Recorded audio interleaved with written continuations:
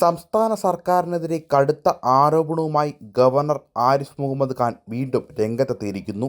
മുഖ്യമന്ത്രിക്കും ഭരണകക്ഷിയായ CPM-നുമെതിരെയാണ് അദ്ദേഹം ആഞ്ഞടിച്ചത്. കേരള സർക്കാർ പകൽ SFIക്കൊപ്പവും രാത്രി പോപ്പുലർ ഫ്രണ്ടിന് വേണ്ടിയുമാണ് പ്രവർത്തിക്കുന്നത്.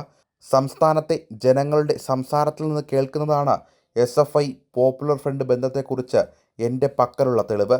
എനിക്ക് കൃത്യമായ പേരുകൾ നൽകാനാവില്ല, പക്ഷേ കേന്ദ്ര ഏജൻസികൾക്ക് വിവരമുണ്ടെന്നും ഗവർണർ പറയുന്നുണ്ട്. പോപ്പുലർ ഫ്രണ്ട് UAPA പ്രകാരം കേന്ദ്ര സർക്കാർ നിരോധിച്ച സംഘടനയാണ്. ആ സംഘടനയുമായി സംസ്ഥാന സർക്കാരിന് ബന്ധമുണ്ടെന്നാണ് ഗവർണർ ഇപ്പോൾ ആരോപിക്കുന്നത്.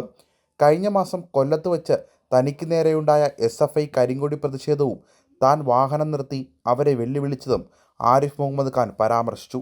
അറസ്റ്റിലായ 15 പേരിൽ പകുതിയോളം പേർ പോപ്പുലർ ഫ്രണ്ടിൻ്റെ സജീവ പ്രവർത്തകരാണെന്ന് സർക്കാർ ഏജൻസികൾക്കറിയാം. അത് പുതിയ കാര്യമൊന്നുമല്ല. പോപ്പുലർ ഫ്രണ്ടിനെ രാഷ്ട്രീയ നേതൃത്വം ഉപയോഗിക്കുന്നതായി നിയമസഭയിൽ ആരോപണങ്ങൾ ഉയർന്നിരുന്നു.